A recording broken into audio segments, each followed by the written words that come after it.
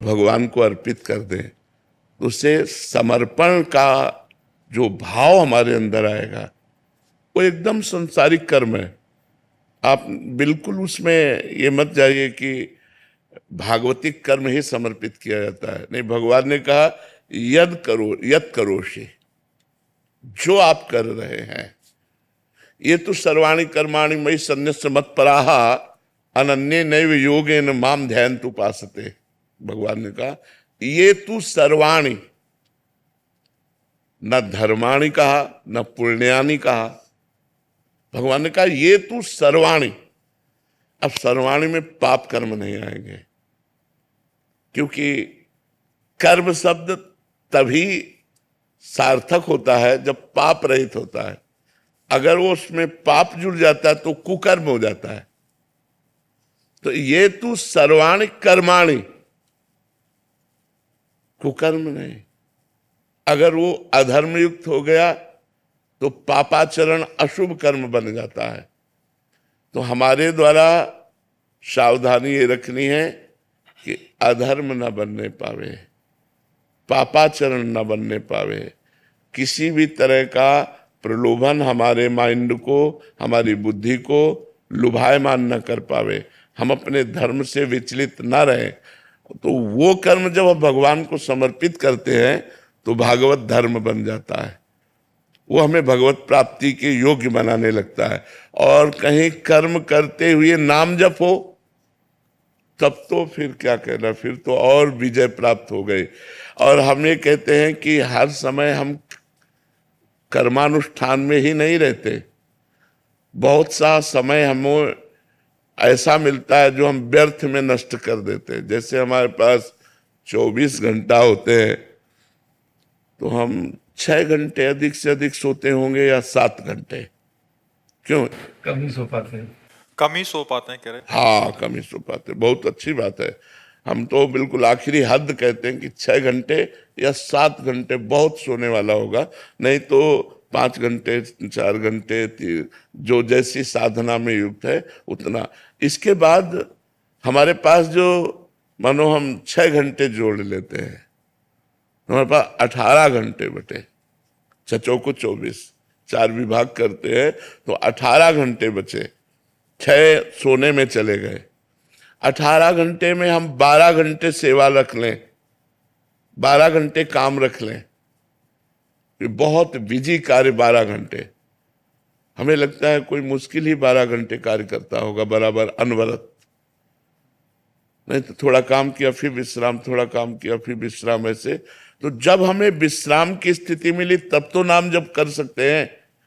और हम 12 घंटे अगर लगातार सोच लेते हैं तो 12 और 6 18 घंटे हो गए। 18 घंटे के बाद हम 2 घंटे भोजन में रख लेते हैं, 2-3 टाइम जितना भी आप पाए, तो 19-20 घंटे हो गए।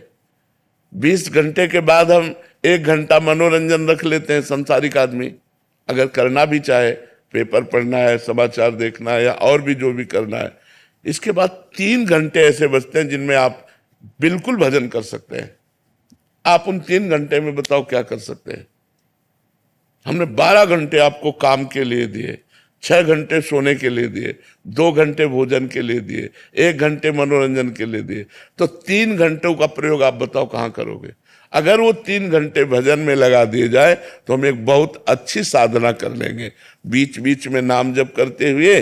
और 3 घंटे जो हमारे 24 घंटे में निकले उनको 3 विभाग में कर देते हैं। हम 1-1 घंटे 24 घंटे में समय निकालकर भजन को देते, केवल भजन को देते, तो हमारे मनुष्य जीवन की जो सार्थकता है वो ठीक हो जाएगी। साधन धाम मोक्ष कर द्वारा जो हमारा मनुष्य जन्म साधना के लिए मिला है, मोक्ष के लिए मिला है, उसकी पूर्ति हो जाएगी। अब आप या कोई व्यापारी या कोई किसान या किसी भी डिपार्टमेंट का, तो 3 घंटे सबके पास बच सकते हैं। अगर हम 3 घंटे भजन में लगा दें तो हमारा जीवन सार्थक हो जाए। तो हमें चाहिए कि नाम जप करते हुए हमें कर्म करना चाहिए।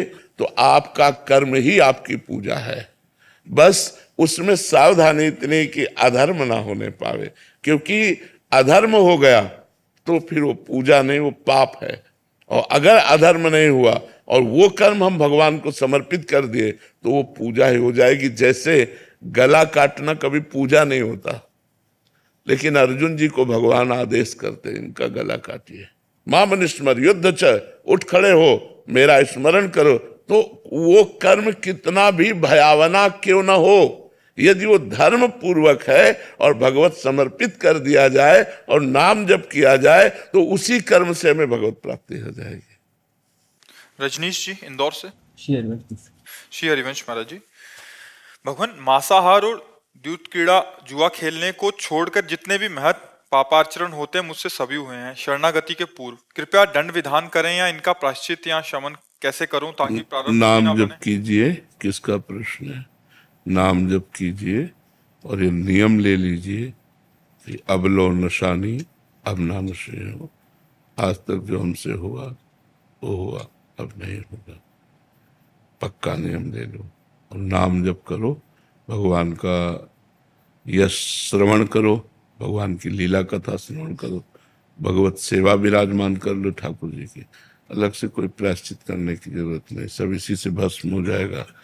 पहला तो जो हृदय में जलन होती है उससे पाप क्षीण होते हैं, दूसरा जो हम प्रतिज्ञा ले लेते हैं उससे पाप क्षीण होते हैं, और तीसरा जब हम भगवान नाम जब कीर्तन करते हैं उससे सब पाप नष्ट हो जाते हैं।